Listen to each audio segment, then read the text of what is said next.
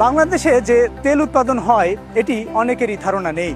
বাংলাদেশের সিলেট অঞ্চলে যে গ্যাস ফিল্ডগুলো আছে সেখান থেকে গ্যাসের উপজাত হিসেবে কনডেনসেট উৎপাদন হয় এবং সেই কনডেনসেট প্রক্রিয়াজাত করে পেট্রোল, অকটেন, ডিজেল, কেরোসিন এবং কিছু পরিমাণ এলপিজিও উৎপাদন হয়ে থাকে।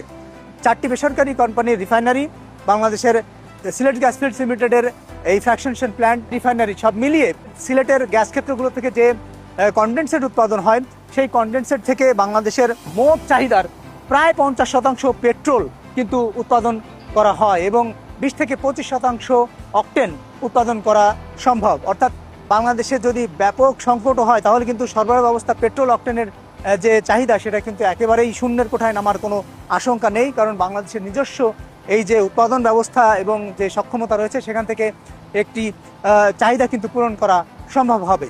বাংলাদেশের সিলেট গ্যাস ফিল্ডসের 2টি ফ্র্যাকশনেশন প্ল্যান্ট রয়েছে। এই 2টি ফ্র্যাকশনেশন প্ল্যান্টের ক্ষমতা হচ্ছে প্রতিদিন 7,500 ব্যারেল কনডেনসেট তারা প্রক্রিয়াজাত করতে পারে।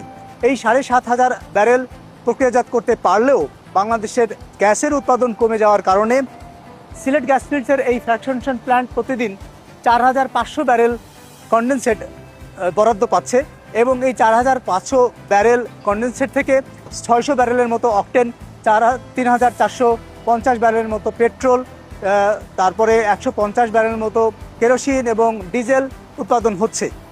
যেহেতু ইরান যুদ্ধের কারণে একটা সংকট তৈরি হয়েছে, সরকারও এখানে অকটেনের উৎপাদন বাড়াতে বলেছে, যে কারণে সিলেট গ্যাস ফিল্ডস লিমিটেডের এই ফ্র্যাকশনেশন প্ল্যান্ট আগে যে পরিকল্পনা করেছিল প্রতিদিন 600 ব্যারেল অকটেন উৎপাদন করবে, সেখানে এখন প্রতিদিন 700 ব্যারেল অকটেন উৎপাদন করছে। এছাড়া সপ্তাহে 7 দিন তারা এই এখানে যে তেল সরবরাহ ব্যবস্থা রয়েছে সেখান থেকে 7 দিনই তেল সরবরাহ করছে ট্যাঙ্কবাহী লরিতে।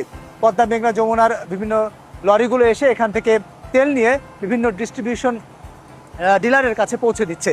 সেটি সরবরাহ করা হচ্ছে সিলেট অঞ্চলে এবং রংপুর, পার্বতীপুর এবং বাঘাবাড়ি এলাকায় এখান থেকে কিন্তু সরবরাহ করা হচ্ছে।